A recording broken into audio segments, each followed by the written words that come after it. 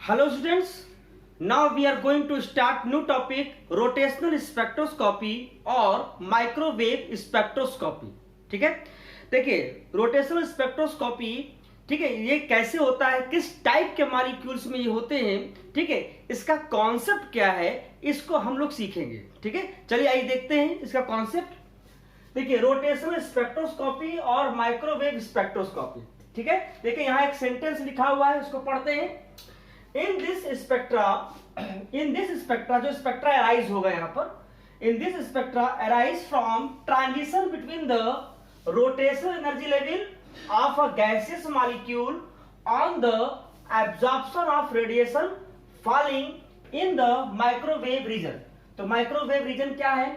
Microwave region यहाँ पे है 6 इंटू 10⁻⁶ इंटू 3 इंटू 10⁹ एंगस्ट्रॉम। ये माइक्रोवेव रीजन है। देखिए आईआर के बाद क्या आता है? माइक्रोवेव। उसके बाद क्या आता है? रेडियो वेव्स, यानी कि वेवलेंथ के बढ़ते हुए ऑर्डर में होते हैं ये। ठीक है, यहां रोटेशनल स्पेक्ट्रोस्कोपी होता कैसे है?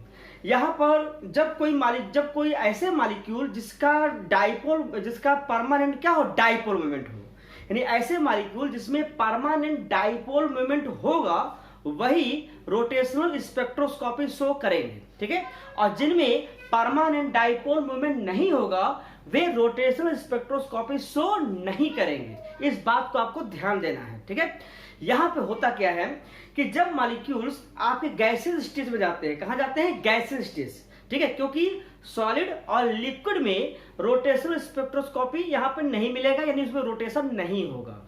यहां पर मॉलिक्यूल का रोटेशन किस फेज में होता है? गैसियस फेज में, क्योंकि गैसियस फेज में मॉलिक्यूल क्या होते हैं? फ्री होते हैं। ठीक है, तो वहां होता क्या है कि जो उसमें परमानेंट डाइपोल मोमेंट है, तो परमानेंट डाइपोल मोमेंट होने की वजह से वे मॉलिक्यूल क्या करते हैं? रोटेट करते रहते हैं। ठीक है, जिससे इनमें एक इलेक्ट्रिक फील्ड जनरेट हो जाता है।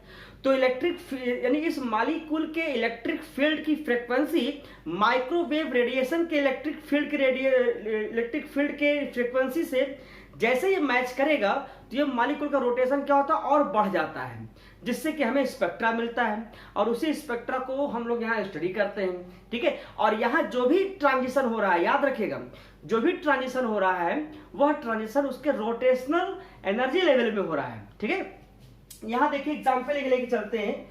जैसे मान लो यहां पर हमने HCl लिया है, HCl हाइड्रोक्लोरिक एसिड। ठीक है, ये HCl में क्या है कि इसमें परमानेंट डाइपोल मोमेंट प्रेजेंट है। ठीक है, यानी यहां परमानेंट डाइपोल मोमेंट रहेगा ये।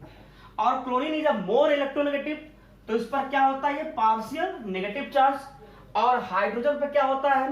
Partial positive charge. तो यहाँ पे नेगेटिव, यहाँ पे पॉजिटिव। ठीक है, और क्यों? क्योंकि क्लोरीन क्या होता है? मोर इलेक्ट्रोनेगेटिव होता है, इलेक्ट्रॉन क्लाउड उसकी ओर ज्यादा होते हैं, है ना। तो इस तरह से इनमें परमानेंट डाइपोल प्रेजेंट है, क्योंकि पोलर मॉलिक्यूल्स हैं। तो पोलर मॉलिक्यूल होने की वजह से ये डाइपोल, इनका डाइपोल मोमेंट क्या होता है? परमानेंट होता है। ठीक है, तो ये क्या करते हैं? गैसियस फेज में ये मॉलिक्यूल्स, गैसियस फेज में ये मॉलिक्यूल, ठीक है, जैसे एक ही प्लेन पे है, ये एक ही प्लेन है यहाँ पर, देखिए इस तरह से। तो यहां पे क्या करते हैं? इस तरह, बिल्कुल ऐसे, ये ऐसे, ठीक है, या फिर ऐसे, ये ऐसे, ठीक है, इस तरह से। तो यहां पे क्या होता है कि ये मॉलिक्यूल अपने एक्सिस से क्या करते हैं? ये रोटेट करते रहते हैं ऐसे। तो डाइपोल मोमेंट होने की वजह से, ठीक है, आपके नेगेटिव और पॉजिटिव चार्ज होने की वजह से ये क्या करते हैं? ये ऐसे रोटेट करते हैं। तो इनके रोटेशन की वजह से यहां पर क्या होता है? एक तरीके के ऑसिलेटिंग इलेक्ट्रिक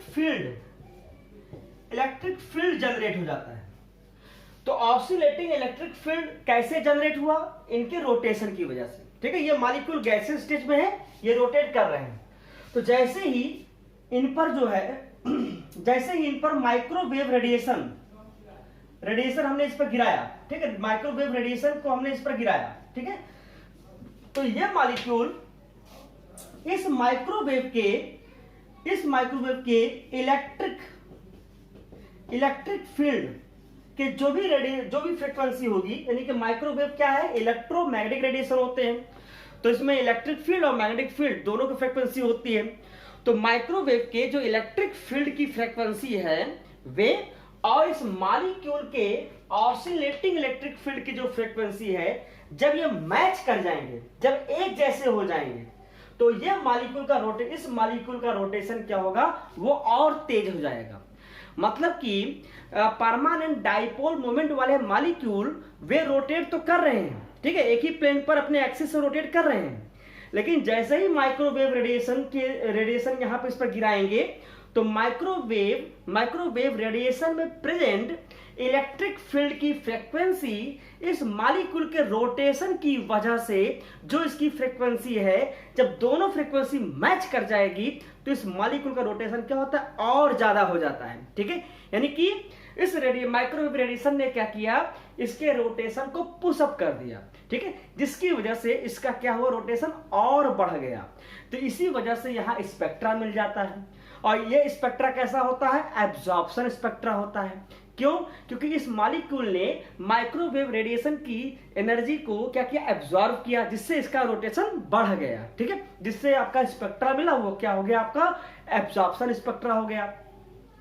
ऐसे ही इसके रोटेशन की वजह से जो यहां ऑसिलेटिंग इलेक्ट्रिक फील्ड की यहां जनरेट हुआ है, तो अगर इसकी फ्रीक्वेंसी इमिट हो जाए, यानी बाहर निकल जाए, ठीक है, तो वहां पे क्या मिलेगा, आपको इमिशन स्पेक्ट्रा मिलेगा। तो यहाँ पे जनरली हम लोग एब्जॉर्प्शन स्पेक्ट्रा की यहाँ पे स्टडी करते हैं, ठीक है।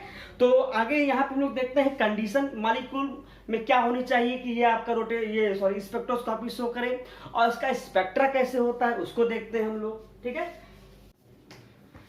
नेक्स्ट यहाँ पे देखते हैं कि माइक्रोवेव एक्टिव मॉलिक्यूल्स और माइक्रोवेव इनएक्टिव मॉलिक्यूल्स, मतलब कि यहाँ पे जो रोटेशनल स्पेक्ट्रा यहाँ पे कौन देगा और कौन नहीं देगा, ठीक है, यानी इस तरह के स्पेक्ट्रोस्कोपी टेक्निक में किसका यूज करेंगे हम, ठीक है। देखिए यहाँ पर माइक्रोवेव एक्टिव मॉलिक्यूल्स, यानी कि माइक्रोवेव स्पेक्ट्रोस्कोपी में किस टाइप के मॉलिक्यूल यहाँ पे होने चाहिए। तो यहाँ देखिए molecule with permanent dipole moment, जैसे मैंने बताया था कि permanent dipole moment can interact with electric field component of microwave radiation, ठीक है, is called microwave active molecule। इस बात को याद रखिएगा, यानी कि इसमें परमानेंट डाइपोल मोमेंट होगा, वही क्या होंगे, IR एक्टिव होंगे, माइक्रोवेव एक्टिव होंगे। तो यहां देखिए example HCl, HF, CO, Cl। ऐसे देखिए माइक्रोवेव इनएक्टिव मॉलिक्यूल, ठीक है, a molecule has no permanent dipole moment, ठीक है, does not exhibit the rotational spectra and such molecule is known as microwave inactive molecule। यानी कि जिसमें परमानेंट डाइपोल मोमेंट नहीं है, वो माइक्रोवेव इनएक्टिव होंगे और वो रोटेशनल स्पेक्ट्रा यहाँ फॉर्म नहीं करेंगे, ठीक है, जैसे कि H2O2 N2। अगर हम CO2 का केस लेके चले, अगर हम CO2 का केस देखें, तो CO2 जो होता है IR क्या होता है, एक्टिव होता है, यानी आपके इसमें इंफ्रारेड रेडिएशन क्या होते हैं, एक्टिव होते हैं, लेकिन ये माइक्रोवेव क्या होता है, इनएक्टिव होते हैं, ठीक है। ये माइक्रोवेव इनएक्टिव, ठीक है। क्यों? क्योंकि माइक्रोवेव में ये साफ साफ बताया जाता है कि यहां पर परमानेंट डाइपोल मोमेंट होना चाहिए। अगर परमानेंट डाइपोल मोमेंट नहीं है, तो फिर वो क्या होंगे, माइक्रोवेव इनएक्टिव होंगे। तो कार्बन डाइऑक्साइड जो CO2 मॉलिक्यूल है, इनमें परमानेंट डाइपोल मोमेंट नहीं होता।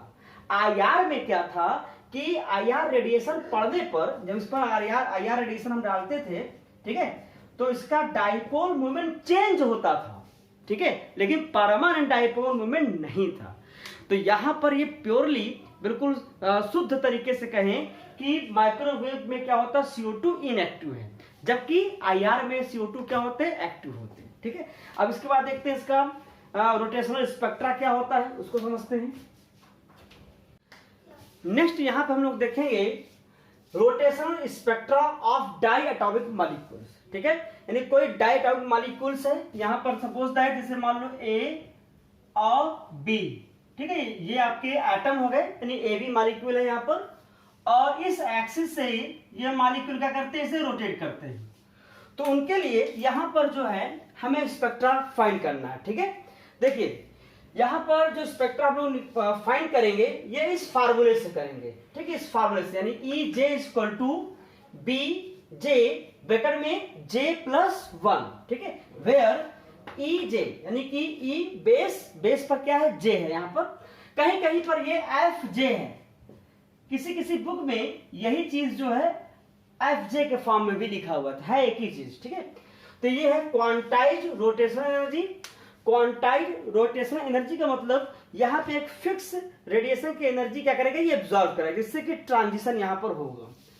बी क्या है, रोटेशन कांस्टेंट, और जे यहाँ पे क्या हो जाएगा, रोटेशन क्वांटम नंबर, यानी कि 0 1 2 3, 0 2 1 1 2 2 2 2 3, इस तरीके से यहाँ पर क्या होता है, ट्रांजिशन यहाँ पर होगा। तो देखिए यहाँ पर ये प्लस और माइनस में हो सकते हैं। प्लस 1 अगर यहाँ बढ़ता है तो 1 बढ़ने का मतलब यानी कि रेडिएशन की एनर्जी क्या किया, एब्जॉर्ब किया, और -1 होने का मतलब क्या हुआ, एमिशन हुआ, ठीक है। तो यहाँ पर देखिए द रोटेशनल ट्रांजिशन, ये बड़ा इंपॉर्टेंट है, एग्जाम में 1 नंबर क्वेश्चन में आता है, इसका सिलेक्शन रूल आता है, ठीक है।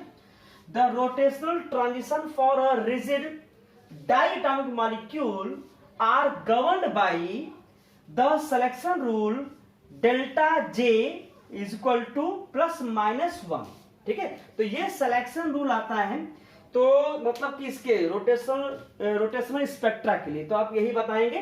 तो यहां पर क्या है, फॉर एब्जॉर्प्शन ऑफ रेडिएशन, जब रेडिएशन एब्जॉर्ब करेगा इसका मतलब वहां पे डेल जे हो जाएगा +1, और अगर यहां पर इमिशन हो रहा है तो वो क्या हो जाएगा, -1।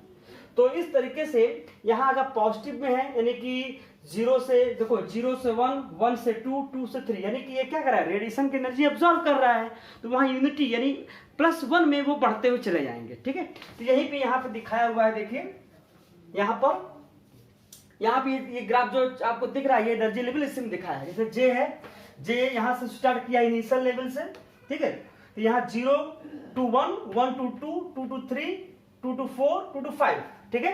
तो यहाँ जे की वैल्यू जैसे 0 है, अगर जे की वैल्यू 0 है तो इसमें फॉर्मूला रख दीजिए, जे की वैल्यू यहाँ रखिए 0, तो यहाँ पे क्या हो जाएगा, 0 + 1, ठीक है, फिर 0 × b, तो रिजल्ट क्या मिलेगा, 0 मिलेगा आपको, ठीक है। यहाँ रिजल्ट क्या मिलेगा, 0 मिलेगा, ठीक है। नेक्स्ट, अगर जे की वैल्यू 1 है, अगर 1 की वैल्यू यहाँ पुट करिए, 1 की वैल्यू जे = 1, यानी कि अब यहाँ एनर्जी देखो बढ़ रही है, तो ये क्या हो जाएगा, 1 + 1 × 1 देन b, तो ईजे क्या आ जाएगा, ईजे हमारा आएगा 2b, क्या आएगा, 2b, देखिए यहाँ 2b, मतलब कि 0 से आपको कि उसके ऊपर फर्स्ट एनर्जी लेवल में अगर जाएंगे तो वहां पे जो हमारा क्वांटाइज रोटेशनल एनर्जी हो जाएगा वो क्या हो जाएगा, E0 to 1 के लिए हमारा हो जाएगा 2b,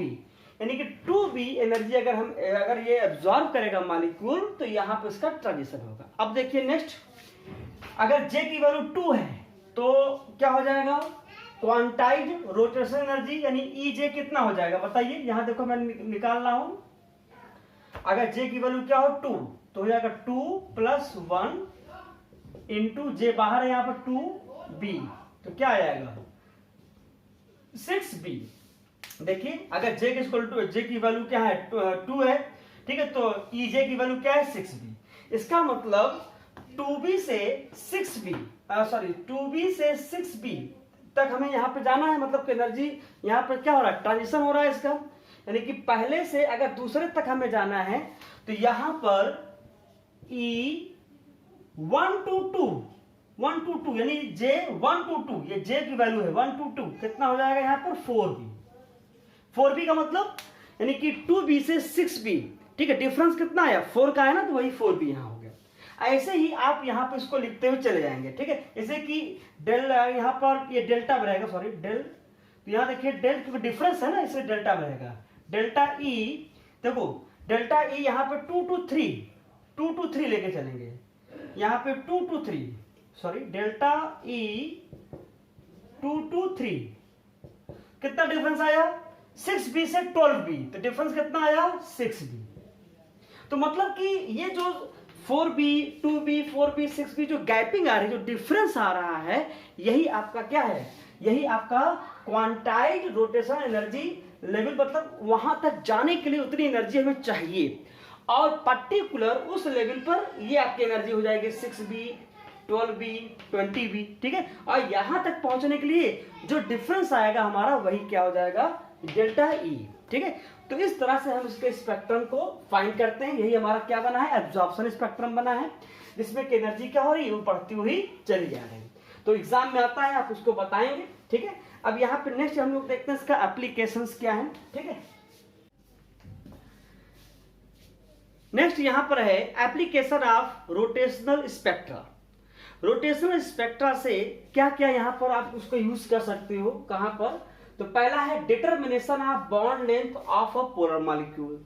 तो पोलर मॉलिक्यूल का मतलब क्या है, जिसमें परमानेंट डाइपोल मोमेंट है, तो उनके बॉन्ड लेंथ को हम लोग यहाँ पे कैलकुलेट कर सकते हैं। जैसे देखिए यहाँ पे दो एटम है, सपोज दैट ए और बी, ये दो एटम है, ठीक है। इनके मास m1 और इसके मास m2 है, और इनके बीच जो डिस्टेंस है, जो बॉन्ड लेंथ है, वो r है। तो इस फार्मूले से यहाँ पे हम कैलकुलेट कर सकते हैं। तो r इक्वल टू क्या हो गया, √I/μ। I यहाँ पे क्या हो जाएगा, moment of inertia of diatomic molecule, उसकी इनर्शिया हो जाएगी, ठीक है, गिवन रहेगा। अगर नहीं गिवन है तो इस फार्मूले से हम उसको क्या करेंगे, कैलकुलेट करेंगे। तो वहां पर B दिया रहेगा, रोटेशन कांस्टेंट दिया रहेगा, C क्या है, वेलोसिटी ऑफ लाइट है, H क्या है, प्लैंक कांस्टेंट है, 8π² है, ठीक है। तो I यहां से भी आप कैलकुलेट कर सकते हो, या फिर डायरेक्ट दिया रहेगा। अगर नहीं तो वहां B दिया होगा, तो B से आप यहाँ पर यानी कि रोटेशन कांस्टेंट से आप I निकाल सकते हो। म्यू क्या है, यहाँ पर रिड्यूस मास है, ठीक है। रिड्यूस मास यहाँ पे कैसे निकालेंगे, उनके मास दिए रहेंगे, m1 m2 दिए रहेंगे, तो reduce mass mu equal to m1 m2 upon m1 plus m2 से आप उसको कैलकुलेट कर सकते हो। फिर ये सब वैल्यू यहाँ पुट कर दीजिए, तो आपको बॉन्ड लेंथ जो है आसानी से निकल आएगा, ठीक है। देखिए अभी तक आपके इंजीनियरिंग केमिस्ट्री में इससे क्वेश्चन नहीं आए हैं, लेकिन ऐसा भी है कि आएगा नहीं, ठीक है। तो इसलिए अच्छे से तैयार करिएगा, तो कैसे भी क्वेश्चन हो आप उसको सॉल्व करिएगा। देखिए नेक्स्ट है determination of symmetry in a molecule. तो यहाँ पर उसकी सिमेट्री हम बता सकते हैं मॉलिक्यूल की आसानी से। Determination of dipole moment of molecule, इससे आप डाइपोल मोमेंट को भी निकाल सकते हो, क्योंकि मॉलिक्यूल में परमानेंट डाइपोल मोमेंट होता है, तो कितना होना चाहिए, यानी कितना होता है उसमें, तो उससे हम इस टेक्निक से हम उसमें बता सकते हैं। तो यहाँ तक आपका जो हो गया रोटेशनल स्पेक्ट्रोस्कोपी हो गया। Thank you.